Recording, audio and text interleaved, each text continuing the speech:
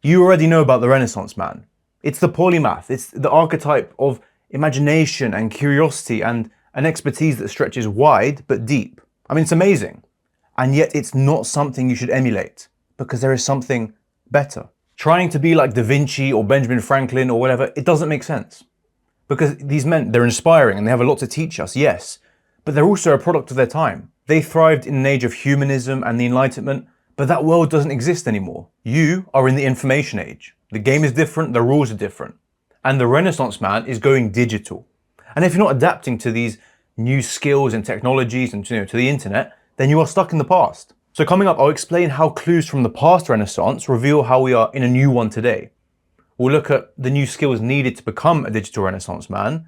And because this video is kind of pointless unless you walk away and do something with it, we'll look at some actionable steps on how you can, again, become a digital Renaissance man. Now, on its own, the digital Renaissance, it's a meaningless buzzword, unless we understand the first one. So how did that come about? Between the 14th and 17th century, Europe had a cultural and intellectual rebirth. It emerged from the Middle Ages, a time of feudalism, strong church authority, and rigid social order. And in some ways, this was a pendulum waiting to swing, and it would swing hard, because there would be no rebirth without death. And so the Black Death arrives. This grotesque, hellish disease, it ravages all of Europe. And to many, it was a form of divine punishment. What other explanation could there be? I mean, like a biblical plague, it was dramatic, it was gory, and there was no sensible worldly explanation to grab onto. Was it miasma, the bad air? Was it astrology? No one really knows. It just seemed like the people had sinned and the people had to suffer. The sheer scale of it would add to that belief. I mean, this must have felt apocalyptic, because it wiped out roughly half of Europe, 50% of all people dead. It's crazy. But what does any of this have to do with the Renaissance? Well, first, it shattered the feudal order. Everyone died. There was no longer this abundant peasant base to rely on. And because work became more scarce, people had naturally more leverage for better wages and better working conditions. Social mobility became more realistic, and again, because everyone died, inheritances were shaken up and passed around and spread throughout society. This catastrophe of human life also disturbed people's worldview. The illness, the death, the futility of it all, it turned their minds to mortality and to the material. They asked, well, how can we improve our condition here on earth rather than maybe defer to religious fatalism? Now, that's not to say faith and spirituality were dead. They weren't, by any means. But it at least pushed man to seek solutions elsewhere. And this was maybe the first seed of the new philosophy that would come to define the Renaissance, humanism. But more on that later. Now, the Black Death was the dramatic reset of Europe, and maybe the trigger for the Renaissance. But historians, I read that they call it more an accelerant rather than the main cause itself. The meat of the Renaissance came through wealth. Globalization speeds up, with the Italian city-states acting as the central hubs. We see innovation in banking that makes trade easier and supports liquid capital, the flow of money. These trade networks grow to support the demand of the merchant classes. They need spices, cotton, sugar, dyes, textiles from all over the world. Shipbuilding also gets better, with new technology to unlock reliable long-distance routes, I believe around Africa. And also, of course, with enough cargo capacity to make these trips worthwhile. And here's the special thing. Trade not only brought wealth, but it also introduced new ideas. We got maths and astronomy from the best of the Islamic scholars. We got science and medicine from the Byzantines. And we got new aesthetic design from the Ottomans. The Renaissance simply wouldn't be possible without this great exchange, without this flow of ideas and art and wealth. And again, I want you to remember this because we're seeing it now in a way. But to say it was just wealth, that's short-sighted. Because we know, especially from today, that money does not buy you taste. But luckily for us, the Italians back then, they had both. And the Renaissance really is about wealth marrying art and politics. The minglage of all three. Back then, the wealthy behaved as patrons because it would buy them political status and legitimacy within their city. Powerful families like the Medici or the Borgias, they would sponsor artists and sculptors and architects. And the grander the project, the better, because it signaled their wealth and ambition and their creative taste. And now, of course, their name was attached to these projects, which would buy them that position as cultural leaders and authorities of the city. Man, if you played Assassin's Creed 2, you know this stuff. I don't even have to give this history lesson. The Catholic Church were also very eager patrons. Look at the Sistine Chapel, for example. And even secular figures would commission religious works almost as a form of penance or offering to God. And if we zoom out and look at the city-states as a whole, Venice, Florence, Genoa, Rome, we actually see that they were competing with each other. Because they were independent, they wanted to outdo the next in terms of wealth and prestige. They wanted the most magnificent streets, the grandest cathedrals, and the smartest scholars. And of course, that sped up the race, which I guess is good for everyone. The question is, who won in the end? Italians, let me know. Now, I mentioned humanism earlier, and I said that the Black Death, okay, it may have set the scene for it, but it's not enough to explain it. One major reason for humanism to come about was that Europe fell in love with classical text again. They had a rediscovery of sorts. When Constantinople fell in 1453, Greek scholars fled west, and with them they brought manuscripts and ideas from the likes of Galen and Ptolemy and all of these other ancient classics which were known of in Europe. They had heard of these already, but they weren't fully appreciated. They were kind of slept on. Even back home, scholars like Petrarch especially would search the libraries and the monasteries of Europe to rediscover these Latin classics, maybe from the likes of Cicero or Seneca. It was these works which Renaissance humanism sprouted from, and it stressed things like human potential, man as a noble citizen, and of course classical virtues. And you would achieve these things through studia humanitatis, a study of the humanities, through grammar, through rhetoric, through history, through philosophy, all to turn you into this noble, well-rounded citizen that is actively participating in the civic life. Renaissance humanism said that truth is found in the unity of subjects, and that the creative and conquering side of man is something to be celebrated. And perhaps as a sort of rebound from the strict religious orthodoxy of the past, it also stressed inquiry and criticism, a need for this new openness to earthly science and learning methods. And again, this wasn't anti-Christian or secular. Many Christians took this humanism and this desire for excellence and modeled it in service of God. We also see this mortal, human-centric philosophy reflected in the art of the time. We see humble everyday scenes, and we see people experimenting with the human form, especially famously done in Michelangelo's David. The final cause I want to focus on, and something that you will see reflected very heavily today, is new technology, especially the creation of the printing press by Johannes Gutenberg. For the first time in history, scholarly work could be reliably copied and spread around Europe en masse, without having to rely on the slow hand copying. Researchers, and really anyone, could now freely access what was once scarce and exclusive. And naturally, this speeds up the flow of ideas through criticism and commentary, and the fact that simply more people can see the same work. Because reliable fact was now abundant, Europe had a strong foundation for the science of the Enlightenment that was soon to come. And this also set the scene for the Reformation. Printed Bibles were pretty much commonplace by now. And since more people were learning how to read, they could interpret it themselves without having to rely on the church authority, for better or for worse. Now you know how the Renaissance came about. And look, I get it, it's not an exhaustive list, don't molest me in the comments. But these 4 major causes, you'll notice have modern analogues. They hint at something happening today, a new digital renaissance. So I'll explain each one, and of course, how you can take advantage of them to become this new archetype, the digital renaissance man. You'll see a common theme in every single one of these. A new access to knowledge that not even ancient kings could dream of. And the best part is, it's all here. All of it. Of course, there's a lot of junk to filter through, so that's why you go to where it's curated.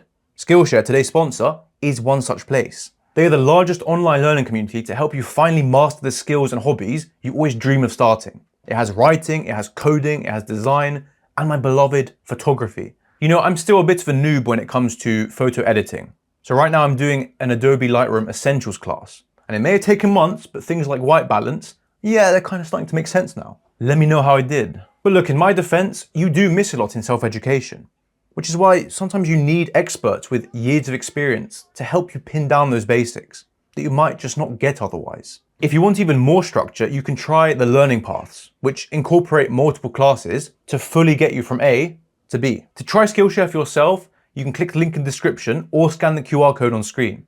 And the first 500 people to do so will get a free 1-month trial. So I hope you enjoy, and thank you to Skillshare. Now let's get into the signs of the digital renaissance. Just as promising artisans travel the land looking for inspiration and guidance from their masters, so do we on the internet. And inspiration is now instant and unlimited. The internet is the new Florence. These cities of the past, they concentrated the potential of artists and scholars. Today, anybody from anywhere can access pretty much all knowledge on Earth. And it makes those ancient libraries of the past look insignificant because, relatively speaking, they are. Just as the modern West has defeated physical starvation, hunger, for example, it has also defeated poverty of the mind. At least in theory, let's not be too generous. Now, as long as you have an internet connection and even a shitty laptop, you can learn anything you want. And the only limiting factors really become your discipline and your curiosity. I know this might seem obvious to you, but do we not take it for granted? Because in the Renaissance, private education was reserved for the wealthy. And even things like basic education or apprenticeships were coveted. And the masses, the rural poor, could not access these things. Now the playing fields really have equalized. And I still think we're catching up to that fact. We're only starting to realize it now. And you know what? Today, these institutions, the colleges, the universities, they feel bloated. They feel like they are losing their past status. And there's a lot you could say about them. Are they ideologically captured? Are they, is everyone cheating? Probably yes. Are they just there to farm international students for money? Maybe. But that's not the point of this video. The point is, more than ever, you can find success outside of these institutions. You no longer have to rely on the system, and you don't have to go tens of thousands of dollars into debt. And of course, there's exceptions to this, but something is shifting. I said education is now free and infinite, but like the Renaissance, it's also connected. We have access to every master, every artist, every scholar, every fellow man and woman who are trying to do the same things as us, and who are sharing that journey, often for free. It's a wonderful form of cooperation, and we can learn things so much faster because of that. Before we were isolated and we had to go outside to the library and stuff, and we had to find these things. I don't even know where to start. I wouldn't even know where to start. No, it's crazy. I can go on YouTube now and learn how to build a PC, or how to shoot cinematic film, or how to cook a sexy meal, how to build a juicy physique, how to draw in pencil, or more traditional subjects like calculus or chemistry or coding, anything and everything. So to make this actionable, you must ensure that your information diet, the things you consume every day, are aligned with your creative and intellectual goals. Of course, there's some room for junk and entertainment, slop. There is room for that. But in general, you need to align what you see to what you want to produce. That means surrounding yourself with aspiration, with people who are better than you, who are smarter than you, who have done what you want to do.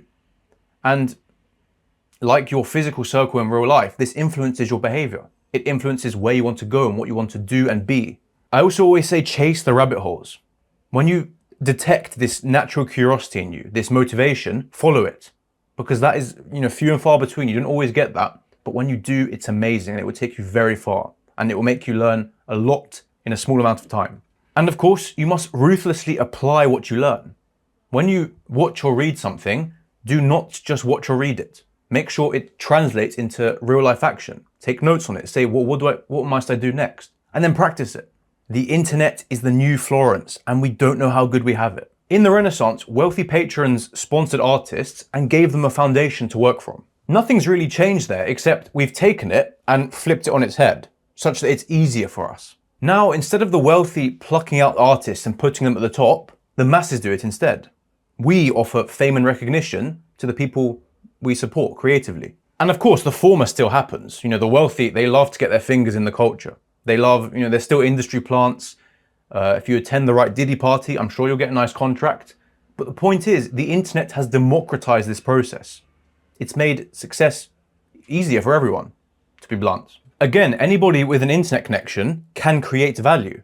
And value means wealth. It rewards the competent, the self-reliant, the ambitious. Anybody who can use their time and talent to produce something that people want. And listen here, I'm not thinking of course-selling scammers or OnlyFans pimps or Alibaba e-commerce.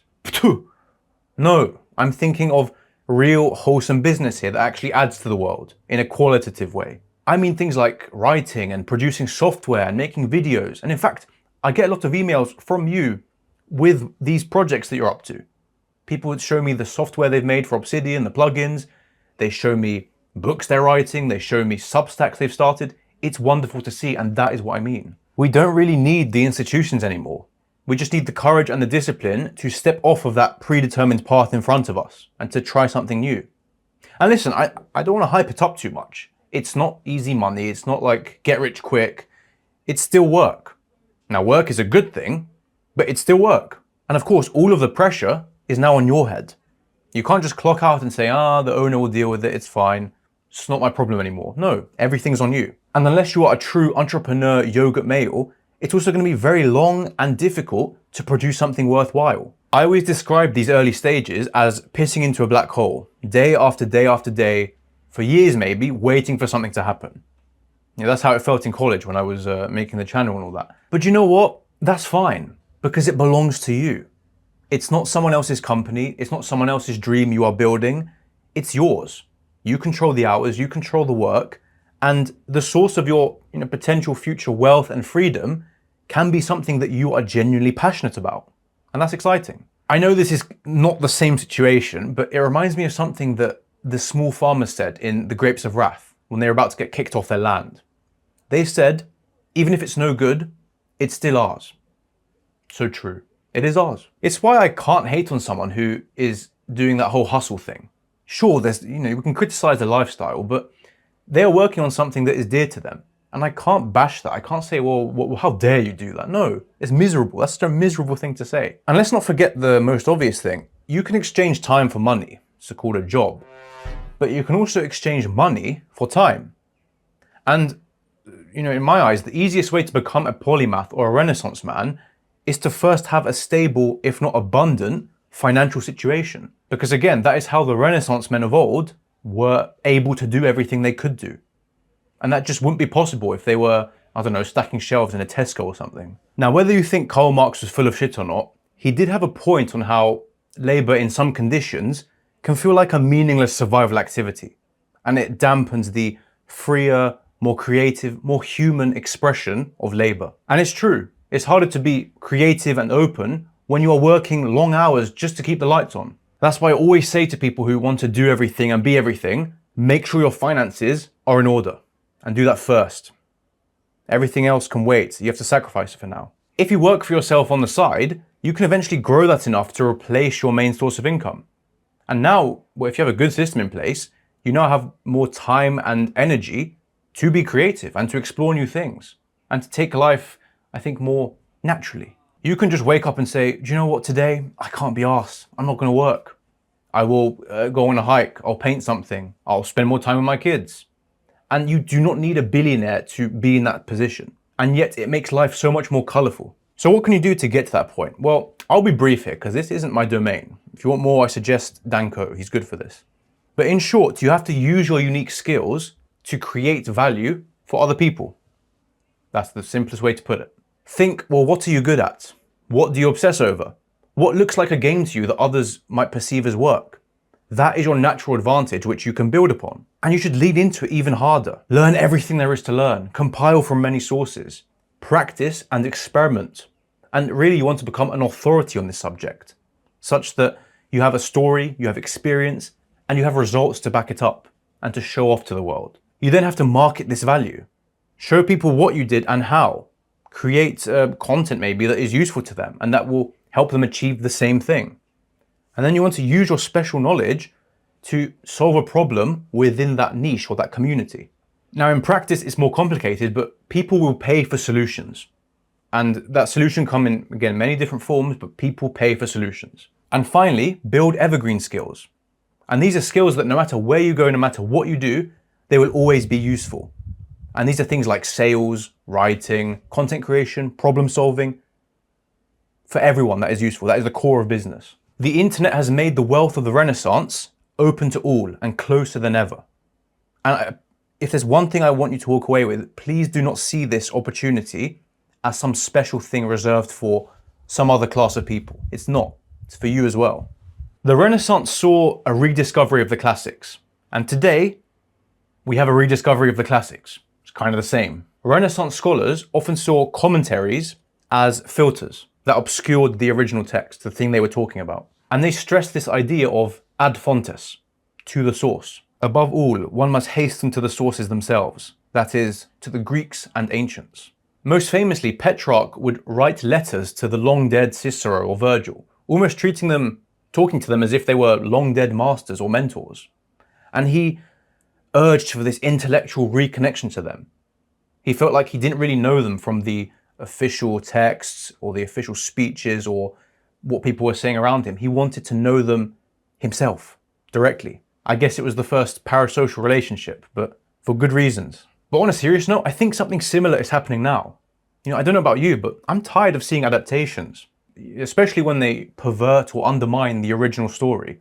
Maybe because of this weird lens of presentism, or just to make a modern audience happy. Well, I don't know, but it's tiring. And I can't help, obviously, but think of Homer right now. I don't hate adaptations, but I worry that things like, these dumbed down book talk retellings of Homer or Nolan's new film coming out, I worry that that is how millions of people will come to know Homer. Not the original, elusive, ancient Homer, but this strange, new, diluted Homer, you could say. And then the question is, do these new forms tell Homer's story? Do they represent the values and the themes that he stood for and wrote about? Well, I don't know, I haven't seen the movie, I haven't really read lots of these, but my suspicion is no. So again, it's not a criticism of these adaptations themselves, but I hope it makes people turn ad fonte, to the source.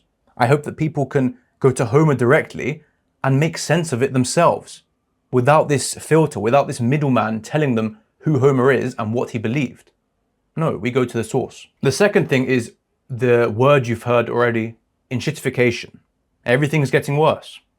Everything sucks now. Video games are terrible, movies are terrible, literature is bloated, and AI produces this grey goo tsunami of bullshit that no one wants to see. But in a way, this also makes people return to the modern classics, the things we had maybe just 10 or so years ago that were just normal then, but now are held up in this higher regard, and not just because of nostalgia, because they really were better. What this has done is make the currency of taste more valuable. If AI makes everything inauthentic, then authenticity becomes scarce again and more valuable. If media is now mass-produced and very cash-grabby, then people demand a return to quality, to something that had love put into it. In a way, these negative trends have created a counter-revolution of sorts, where people are now once again celebrating the human spirit, the human side of creativity, and they are demanding work that has soul and lived experience put into it, that isn't clearly just this billion-dollar corporation project. Now, maybe I'm completely wrong here. I admit this point was more vibes-based. It was more just observations. But I want to hear your thoughts. Am I crazy, or is this a thing? And so comes the final feature of the digital renaissance. We have unlocked a completely new skill tree, and it is a new arena of creativity and art. But what does that even mean? Well, the Renaissance developed new techniques in things like oil painting, in sketching, in sculpture, in architecture, I imagine. And of course, printmaking was a global revolution. Today is no different.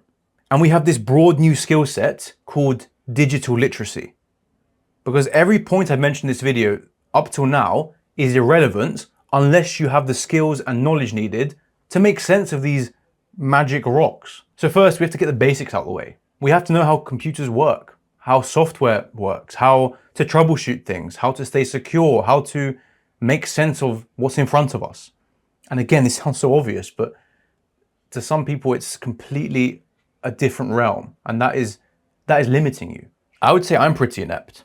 Only just now, I'm doing my first ever PC build, and it's so exciting, and it's also taught me an astronomical amount, just through all the research and seeing what everything is, where it goes. And it's also made me realize I was dumb for a very long time. Still am. It's not the best time to be building a PC, I admit that. It's maybe the worst time ever in the history of humanity, fair enough. But at least get to know what's in front of you. Get to know the basics. And I say that screaming to my past self because it was holding me back and it was preventing me from using this great leverage we have to its fullest extent. The second thing, and maybe more importantly, is to learn digital tools, because these are the modern analog of an artist's brush or an architect's pencil. I mean, we literally have editing software called DaVinci Resolve.